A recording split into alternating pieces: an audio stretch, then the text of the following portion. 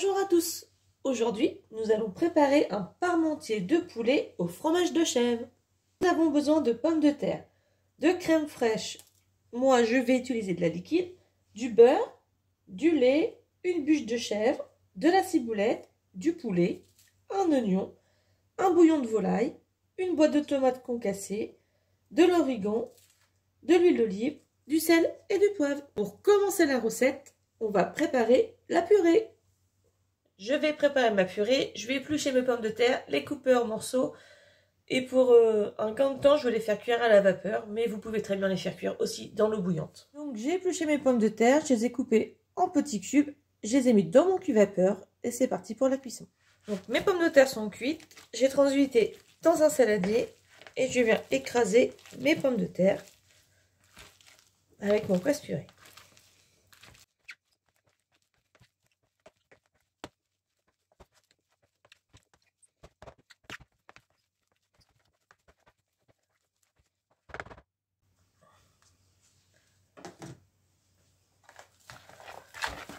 J'ajoute le chèvre que j'ai coupé en morceaux.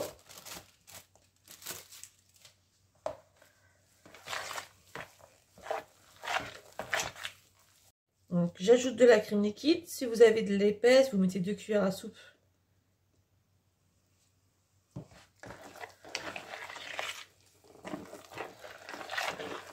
J'ajoute un peu de lait.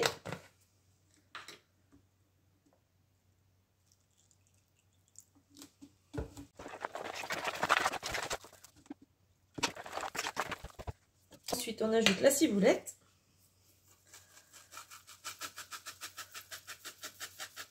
À peu près 2 cuillères à soupe.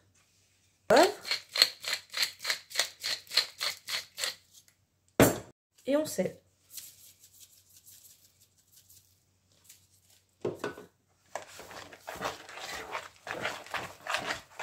On goûte, on rectifie l'assaisonnement si besoin.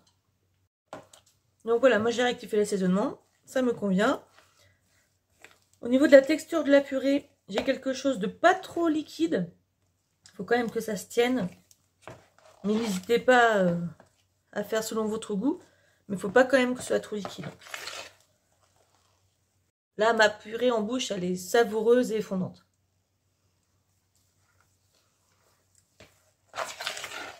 Ça sent bien le goût de chèvre, le ciboulette. C'est parfait. Je réserve de côté. Maintenant que la purée est faite, nous allons passer à la préparation de la viande. Nous allons couper en morceaux notre poulet.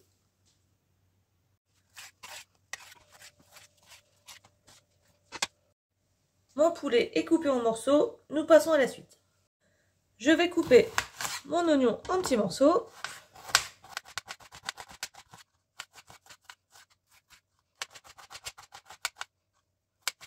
Alors, dans ma poêle, je mets de l'huile d'olive et je vais faire revenir mon oignon.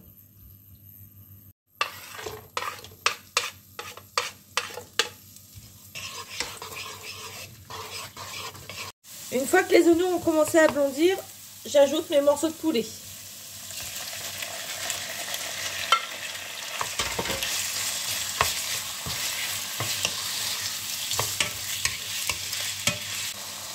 Une fois que mon poulet commence à dorer, qu'il a cuit sur tous ses côtés, voilà, comme ceci,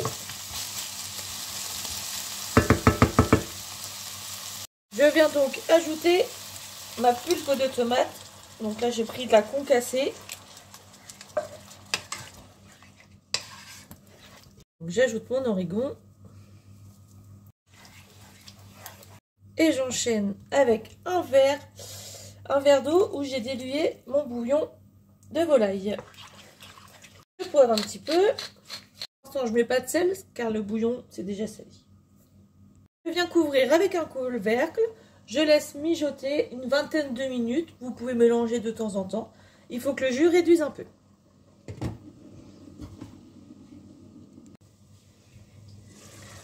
Donc voilà, ça a cuit une trentaine de minutes tranquillement.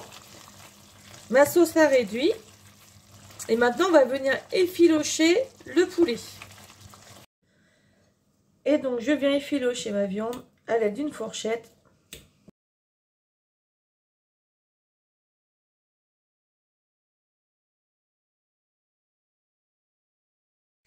Donc voilà, j'ai effiloché toute ma viande.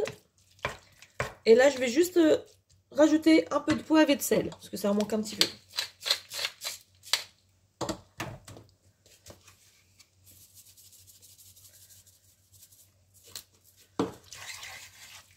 Donc j'ai beurré un plat à gratin. Je viens récupérer ma purée. Je viens en mettre un peu dans le fond.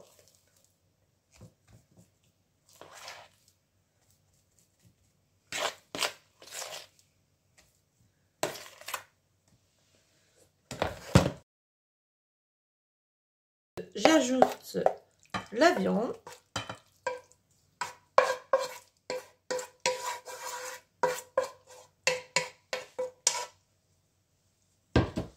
Hop, on met bien partout.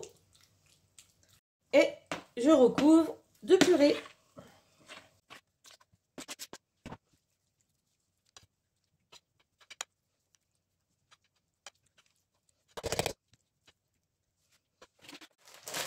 Et moi, vu que je suis gourmande, je viens ajouter un peu de fromage râpé sur le dessus.